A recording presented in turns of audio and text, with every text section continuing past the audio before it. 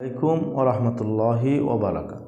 সম্মানিত দর্শক শ্রোতা, আশা করি সবাই ভালো আছেন, ভালো থাকবেন, সুস্থ থাকবেন, এটাই আমার কামনা। আমরা প্রতিনিয়ত অজু পড়ে থাকি, বিশেষত শীতকালে যে আমরা অজু করি, অজুর ফরজের মধ্যে হচ্ছে 4টা ফরজ। ওই 4টা ফরজের মধ্যে যদি এক চুল পরিমাণ অঙ্গটুকু দৌত না হয় তাহলে আপনার অজু হবে। যেমন সমস্ত মুখমণ্ডল দৌত করা, চুলের গোড়া থেকে থুতির নিচ পর্যন্ত, এক কানের লতি থেকে অন্য কানের লতি পর্যন্ত সমস্ত মুখমণ্ডল গোড়াইয়া দৌত করা 3বার, এবং 2 হাতের কনুই সহ আপনার দৌত করা। কেউ যদি পানি দ্বারা মুছে তাহলে তার অজু হবে না।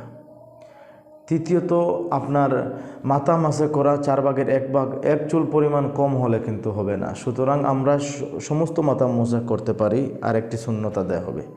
এবং চতুর্থ হচ্ছে টাকনো সহ দৌত করা, 2 পায়ে টাকনো সহ দৌত করা। টাকনোর 4 আঙ্গুল পর্যন্ত উপর পর্যন্ত আপনি পানিটা গড়াইয়া দিবেন। যদি পানিটা গড়াইয়া না দেন, কেউ যদি ঠান্ডার কারণে হয়তো যদি কেউ বলেন যে পানি দিয়ে মুছে দেই, তাহলে হবে না।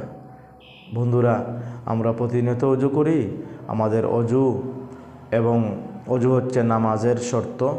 অজু ছাড়া নামাজ হবে না। আল্লাহ আমাদেরকে তৌফিক দান করুন। আসসালামু আলাইকুম ওয়া রাহমাতুল্লাহ।